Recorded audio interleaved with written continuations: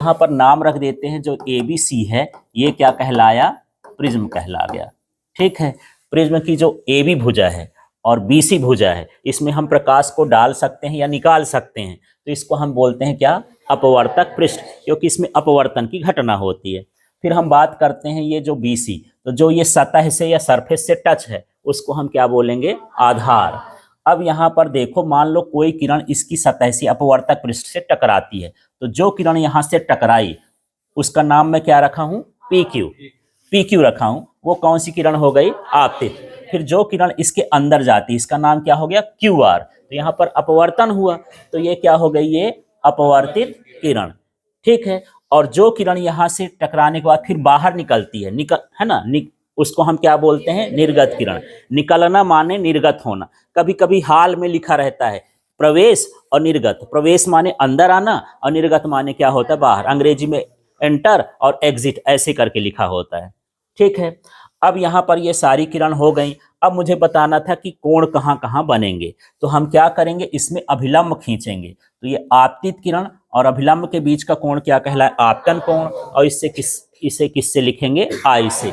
इसके बाद यहाँ पर देखो, ये अपवर्तित किरण है और ये क्या है, अभिलंब। तो अपवर्तित किरण और अभिलंब के बीच का कोण क्या होता है, अपवर्तन कोण, है ना।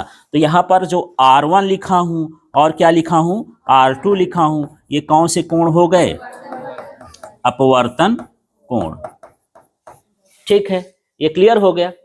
अब यहाँ पर हम देखते हैं कि ये कौन सी किरण थी, निर्गत किरण, और ये क्या है, अभिलंब।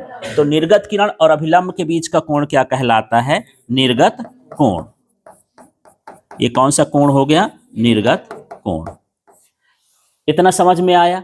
यदि इस लाइन को मैं सीधा बढ़ाऊं, है ना, हालांकि लाइन अंदर जाएगी तो मुड़ जाएगी, पर ऐसे सोचो कि मान लो ये लाइन सीधा जाती, तो मैं इसको थोड़ा सा ऐसे कर रहा हूं, इसको डैश डैश करके। ओरिजिनल में ये लाइन जाएगी नहीं, पर हम इसको ऐसे डैश डैश करके आगे बढ़ा दी। ठीक है, इस लाइन को भी मैं डैश डैश करके आगे बढ़ा दिया। और यहां पर जो कोण बना उसको हम किससे दर्शाते हैं, डेल्टा से। और इस बिंदु का नाम मैं कुछ रख देता हूं, मान लो यस है ना, PQRS T हो गया, यहां पर क्या हो गया, ये हो गया। तो ये जो डेल्टा आया इसको बोलते हैं विचलन कोण। परीक्षा में अलग से पूछता है कि विचलन कोण होता क्या है।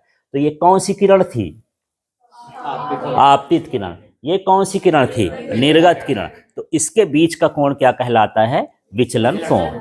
ठीक है, तो जो डेल्टा हो गया ये क्या बन गया, विचलन कोण। ठीक।